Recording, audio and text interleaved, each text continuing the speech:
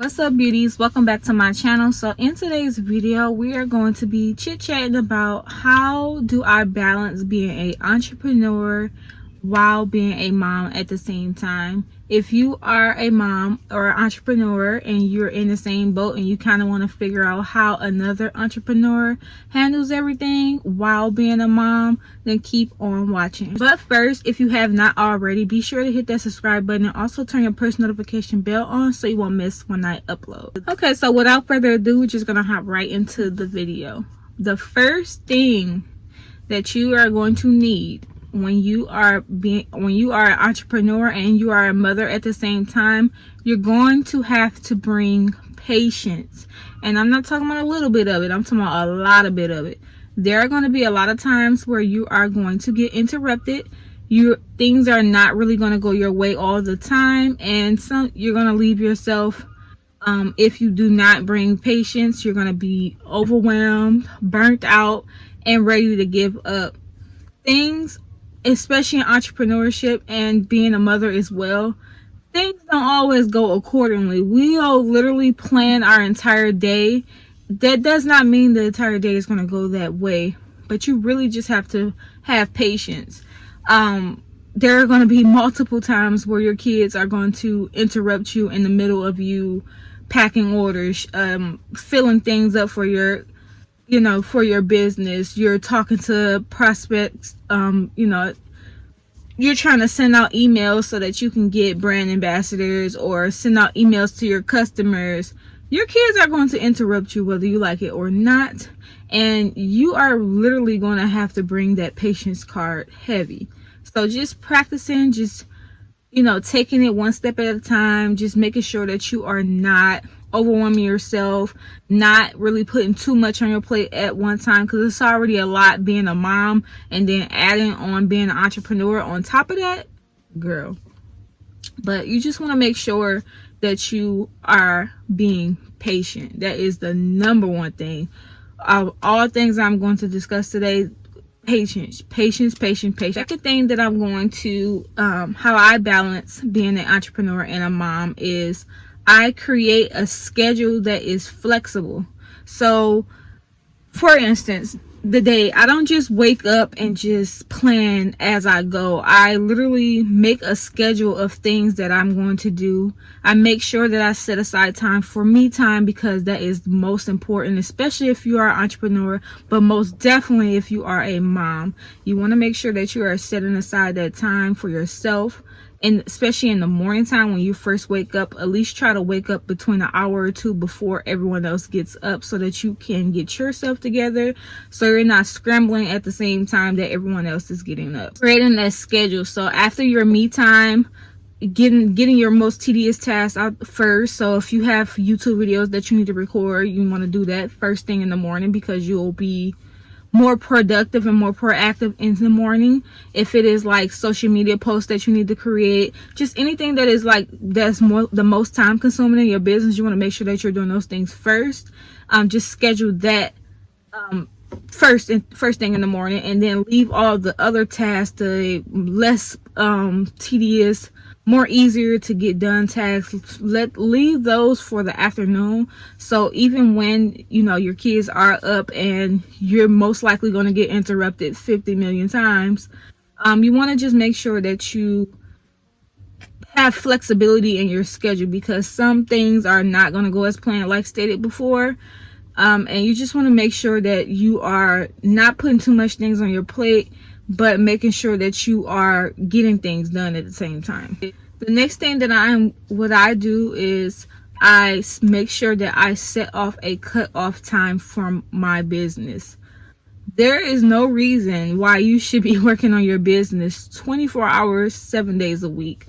That really just goes into time management. No one task really takes all day. You don't want to, as much as we love our businesses, you don't want to literally work on it all day long, because at that point you're working harder and not smarter. You want to make sure that you have systems and things in place so that you're not working all day long. You want to make sure that you set off that cut up time, because you still want to spend time with your family. You still want to have a life outside of your business.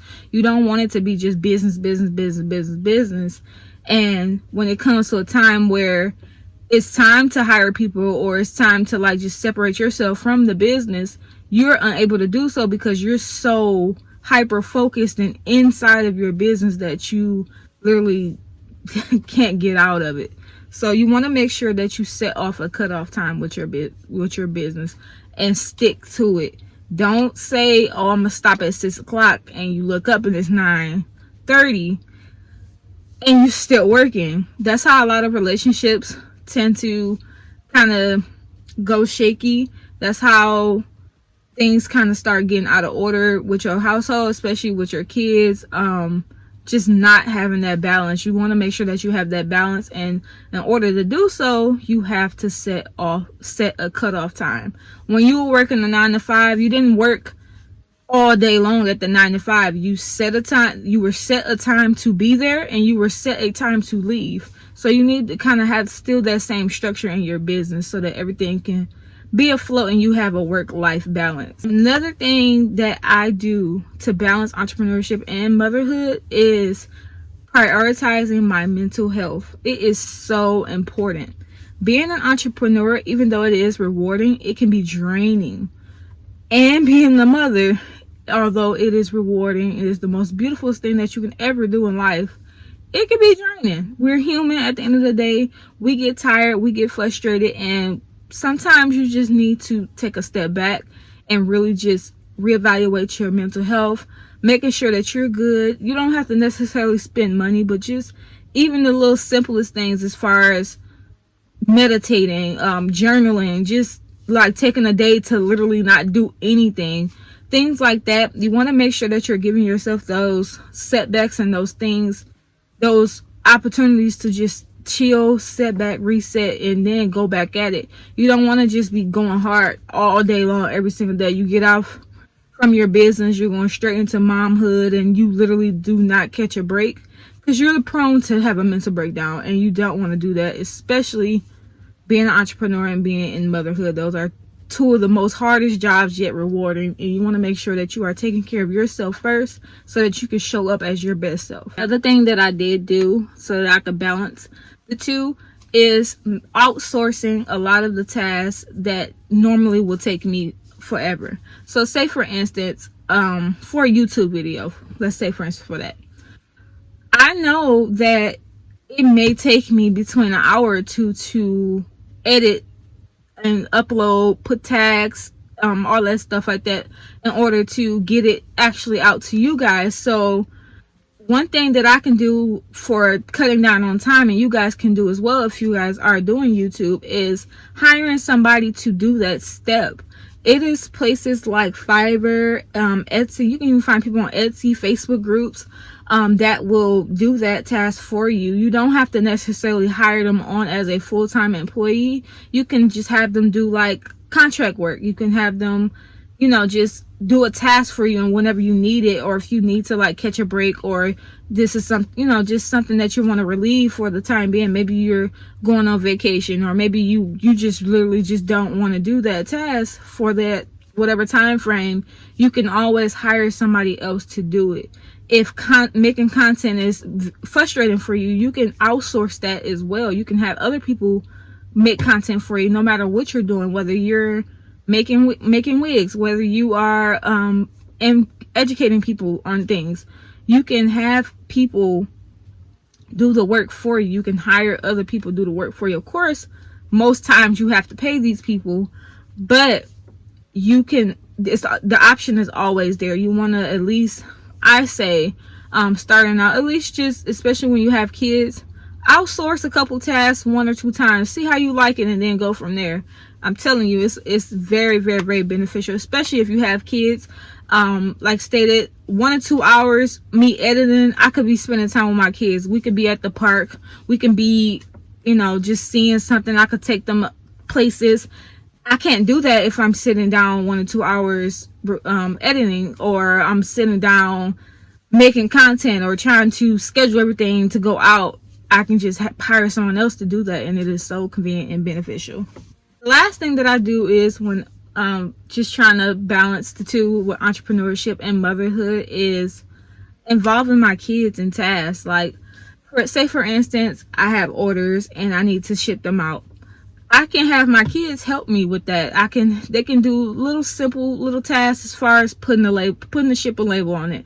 Actually getting me the things that I need so that I can put it inside the package. They can come with me to the post office so that I can drop off the packages. Like, just little things like that. Just get your kids involved in your business. You're doing it for the purpose of making a better life for yourself and for your kids.